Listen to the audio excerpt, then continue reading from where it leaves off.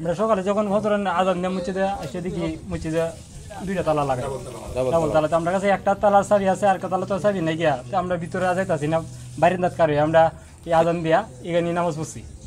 নামাজ পড়িয়া গেলাম, পরে কিছুক্ষণ পরে সবাই ডাকলাম যে মসজিদে যাবো, তালা খেলা লাগাইলো, মসজিদ তো খুলতে পারছি না, নামাজ টামাজ ভিতরে কিন্তু নামাজও পড়তেছি না। এনে ওরা সবাই ডাকছি, ওই যে সবাই ওরা আইসে দেখছি অবাক কাণ্ড। এটা কি করা কইছে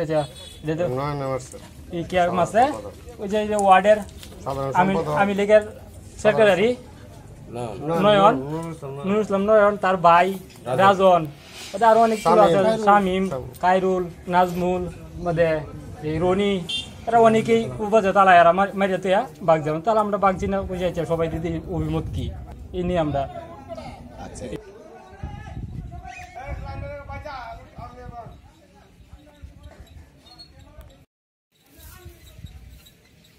কালকে ঈদবরার মাঠ নিয়ে কেন্দ্র করে নুরুল ইসলাম নয়ন আওয়ামী লীগের সেক্রেটারি তার লোকজন নিয়ে আমাদের উপর অতর্কিত হামলা চালানোর পর্যায়ে পরে কালকে আমরা এই থানা পুলিশ আনার পরে বাড়ি থেকে পালাই গেছে, পালাই গিয়ে রাত্রে বাড়িতে আইসা আবার মসজিদে তালা মারছে।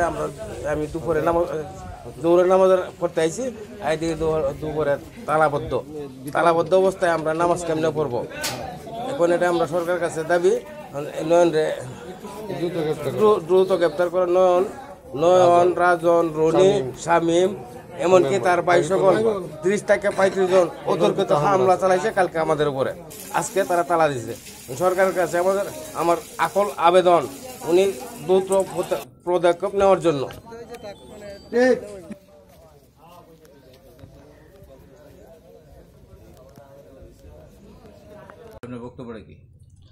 সাধারণ সম্পাদক নুরুল ইসলাম নয়ন, আমার আওয়ামী লীগের সেক্রেটারি সাহেব, উনি এই মসজিদে তালা মারছে। নামাজ পড়তে আইসে আমরা জোরে দেখি উনি তালা মারে দিয়ে গেছে। কিভাবে কনফার্ম হইল? কালকে রাত্রে থেকেই সে ঘটনার জড়িত, আমরা সবাই দেখছি। মাঠ পড়া কেন্দ্র করিয়া এটা নিয়ে মসজিদের বিষয় নামাজ পড়েন।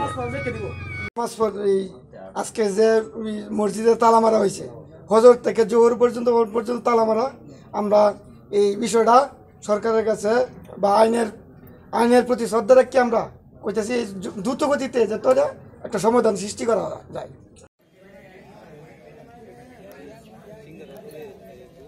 আমরা গতকালকে ঈদের দিনে আমরা যে কেন্দ্র করে এখানে আজকে এই অবস্থা, আমরা মাঠ পড়তাম আসছি। মাঠ পড়ার সময় আমরা ইমাম সাহেব এই সুরাবালার সুযোগ আর আমরা কাতার সোজা করতেছি, এই মুহূর্তে তারা লাঠিসোঁটা নিয়ে আমরা আক্রমণ করে এই মাঠটারা বিচ্ছিন্ন করে দেওয়ার পরে আমরা যাওয়ার পরে এখন আজকে শুনতেছি যে মসজিদে তালা মারা। তারপর আমি একটু আগে আসলাম, আসে দেখলাম মসজিদে তালা মারা। তা আমার বিষয় ইসলামী ফাউন্ডেশন বাংলাদেশ এই আইনগতভাবে যাতে এটার উদ্যোগ নেওয়া হয়, কেন আমাদের মসজিদ তালা মারা, এটার জন্য আমাদের বাংলাদেশ সরকারের কাছে আমার আবেদন।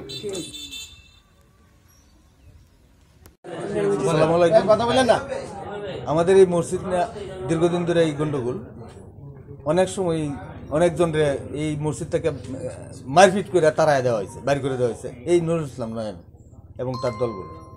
কালকে মাঠকে কেন্দ্র করে, ঈদগাহ মাঠকে কেন্দ্র করে ঈদের জামাতে যখন মানুষ দাঁড়াইছে তখনই তারা অতর্কিতভাবে হামলা করছে। হামলা করার পরে তো মানুষ ছত্রভঙ্গ হয়ে গেছে, কেউ নামাজ পড়তে পারে না।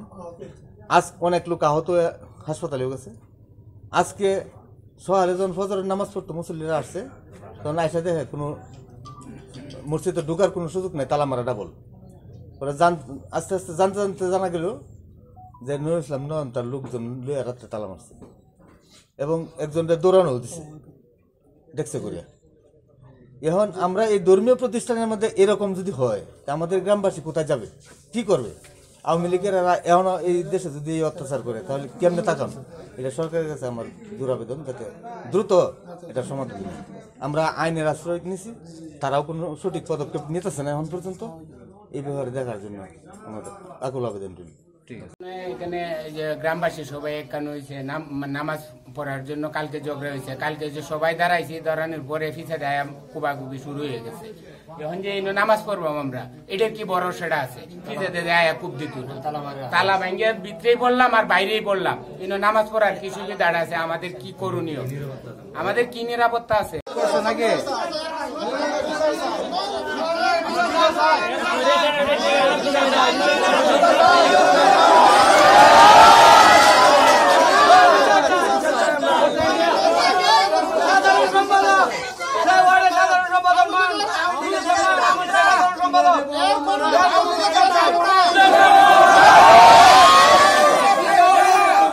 বসবাস করে কেন নামাজ পড়তে পারি না?